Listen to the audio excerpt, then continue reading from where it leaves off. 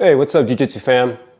Today we're going to check out some rolls I did this past Friday with a couple of the guys, Jon Snow and Tristan, each getting in about 25-minute rounds apiece with about a 3 to 5 minute break in between. Let me know what you think. All right, first match is with Jon Snow.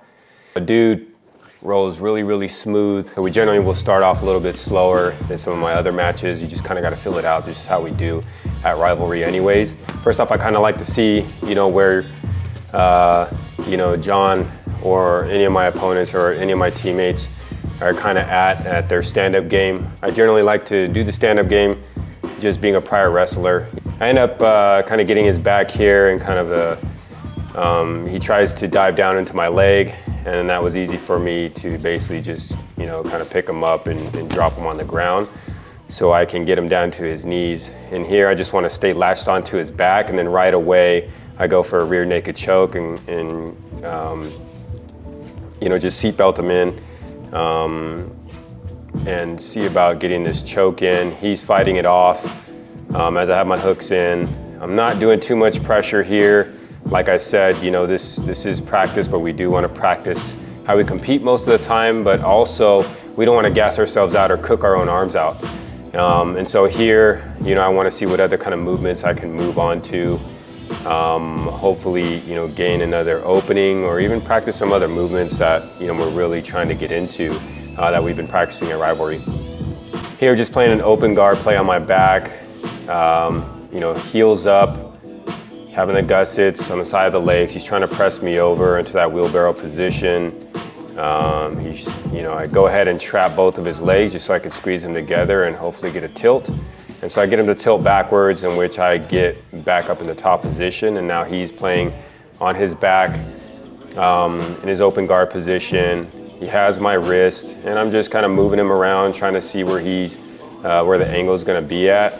I do want to be careful with my legs and anything in my heels, my toes. I know he'll lock that down pretty quick if he has an advantage. Once I get this side control, I look back and I want to see, like, okay, what kind of openings do I have?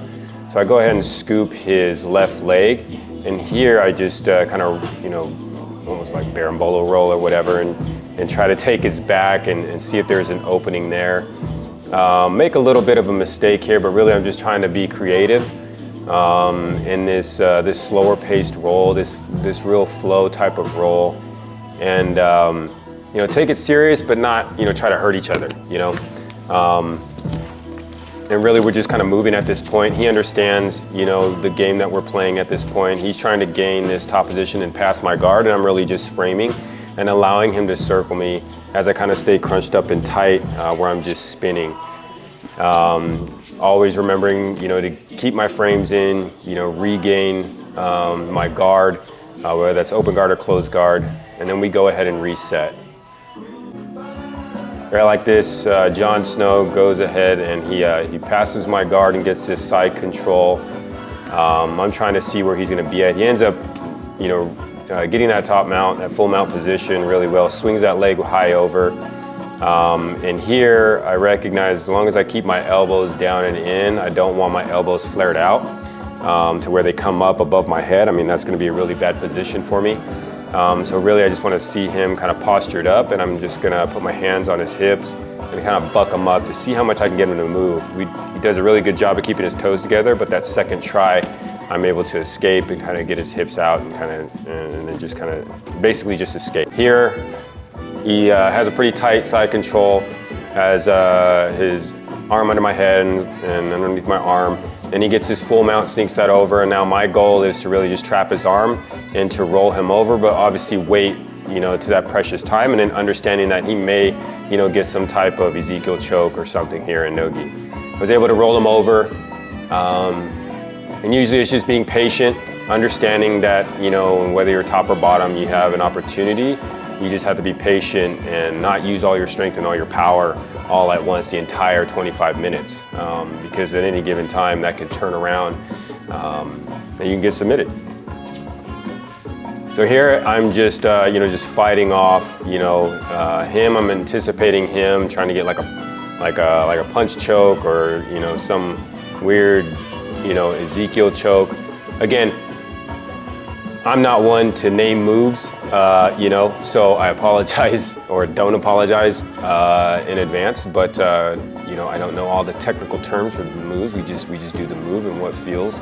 Sometimes I can't even remember names, let alone jiu-jitsu moves, but as long as I know how to get there and know how to escape and know what move goes on to the next move, I'm sure I'll be fine. He's playing this kind of, he wants to be in this folded position, and that's fine. I figured he's trying to work on something. So I go ahead and start taking his back and stay really latched onto him. You notice me grabbing his trap and kind of his neck, keeping my right leg really wedged next to his body as close as I can, just trying to stay latched on, but also recognizing he could tip me over. As soon as he tries to sit out, I go ahead and at the same time take his back and then secure that rear naked choke. Thank you, Snow, you know, for working with me on that. I appreciate you, man. So I go ahead and just leg drag, switch the hips. We end up rolling around. I take his back again, and he's back into that tripod situation. And now I know I'm gonna go for a power half, and I wanna flatten and turn him turn him around onto his back, or at least get his shoulder on his mat. But I gotta be careful of not being too forward up above his head, because then again, he's gonna switch out to that back door. So once I get that power half in, I'm also securing his wrist on the bottom, so that way I can get his wrist down to his belly as much as possible and kind of flatten him out. He goes and defensively he grabs my arm, so I just go ahead and turn him back around because I feel that's where the weight is going. And then now I'm able to kind of get him into this truck position, get him in this truck position, and then calf slice him on this move. Really fun rounds with Jon Snow. Just glad having you back, brother. Let's check out the next one. Tristan. So here he tries to go for kind of a sloppy takedown. You know, we talked about this as well, but I know he probably wasn't trying to go 100% on it, but I took advantage of that. He went to his back, and then he still has me locked in, almost like trying to get De La Riva's, but you know, we're really just, you know, getting in that position where we understand that. I didn't step on his leg to get that pass, kind of leg drag him over, and then just really staple that leg down, and then just stay tight and keep the elbows in, because I know he'll be able to take advantage of that. He wants to lock down that right arm. I know that, and I recognize that because he could submit me from here, and I want to be very, very careful. So I go ahead and you know, pass that leg over so I can just secure that side control, and at the same time I go ahead and start this gift wrap with the Kimura lock. Keep my body, my knee close to his back, and then switch over to an armbar attempt here. He does a great job at fighting this off, and again, I'm not, you know, pulling 100% of the time, and trying to work on some other things. I try to get a bicep kind of slice there, and he overturns that because we've been here so many times. So I go right into an omoplata, block that hip, and I'm not using too much strength. I try my best not to, especially when working with lighter weights, but I secure the tap there. And he taps out early, and I want to make sure that I'm not hurting any of my teammates again. Sometimes, you know, it's hard to kind of dictate, and I may forget if it's later in the round. You know, I forget that I'm 195 pounds, and then, you know, sometimes rolling with these guys when we get real scrambly, you know, I have to stop and remind myself, put in my brain, and kind of let a lot of things go, just so I can reset. Even though they're in a more dominant position, I know that we both need to work on things, and we both want to get better, and we don't want to get hurt, and I don't want to get hurt either. Trying to, you know, get a little bit faster, trying to work his pass. I'm latching in this inside grab. I know it's not a very good position for me, kind of being a lazy ass here, I admit it, but he's doing a good job here and figuring some things out. I go ahead and am able to get back in this top mount position. He has inside butterfly, so I back out of that because that's some of the things we've been working on. Our defenses. I tried a long step here, and he recognizes that early. He's working on underneath and retains his guard. Spins out very well, even though I have his ankles kind of in control.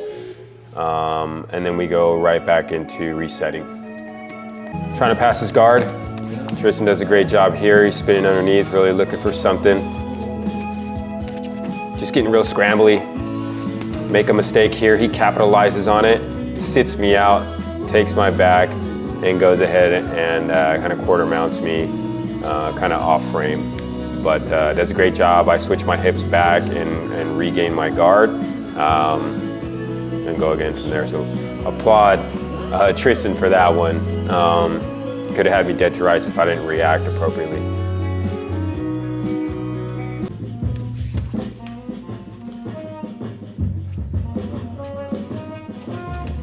He passes my guard, knee on belly. Trying to creep over, possibly to like a full mount that I think. And I'm getting,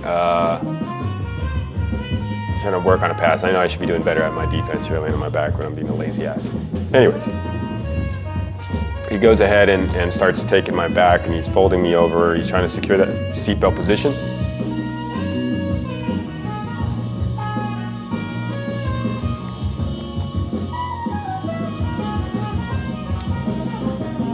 So back to the seatbelt position. He's trying to get that Kimura lock on me. You can't really see it. Gets over, is able to step his leg over. It's a beautiful move. And I try to roll over, but he has me in his Kimura lock, and he goes ahead and gets that triangle on me with the arm bar, and I have to tap out to that. That was such an awesome move. I didn't even anticipate his leg being weaved in there the way that he did it. Big ups to Tristan on that move. Keep that move. That's gonna be a hitter at an upcoming tournament, I guarantee.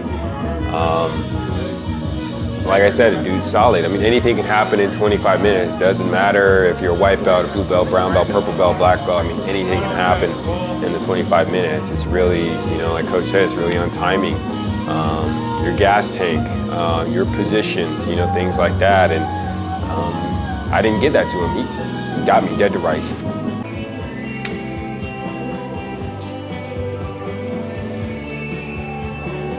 Go ahead in a scramble. Get in this weird position where I'm kind of saddling him, and I pull up his head. I'm trying to also get this locked in on a triangle as well, because he did it to me, but he's holding on to my leg really well. So I switch over to the other side, block his hip, and then now you can't see it, but I'm working on that Kimura position that I love, and then go ahead and secure the position, or secure the tap, or the submission on that, I should say. But I had to get him back somehow, you know, I had to get him back. He had me good, man. He had that last tap out on me, last submission on me, and he got me really good. So, you know, it has to go back 1-1, you know. He was up 1, you know. Able to get side control after a takedown attempt by him. See him push me away. So I go ahead and see the opening for the Darce. Go ahead and lock that in. Able to get that tap. Been working on that quite a bit, you know, with a teammate, with Irving. He's always preaching to me, and you got the long limbs, man. You got to start working that long limb game, you know. And so, trying to you know, understand some of that stuff a lot more. You know, still early in the game in that, but been I wouldn't say perfecting it, but just, you know, getting my reps in as much as I can. Also with my takedowns, anytime that one of my teammates wants to work takedowns, even though we're both tired, like I said, it's the best time to do takedowns. It takes away all strength and everything. It's just technique after that. We just end up our round with on our feet. You know, we're working on our tie-ups, you know, working on clubbing. I'm trying to tell them, you know, don't hesitate on your shot. Every time he goes to want to shoot, he hesitates for some reason.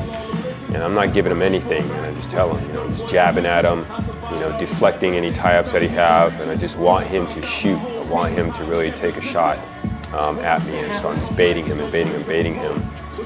He does a great job here at dumping me over right at the end of the round. And I told him, like, I did not get that to you. That was 100% you, bro. Thanks for tuning in. I enjoy every moment I have on the mat. I enjoy every moment that I love explaining the way that I can, that I express Jiu Jitsu to you. Please continue to watch, like, and subscribe. Can't wait to see you again, and see you soon on the mat.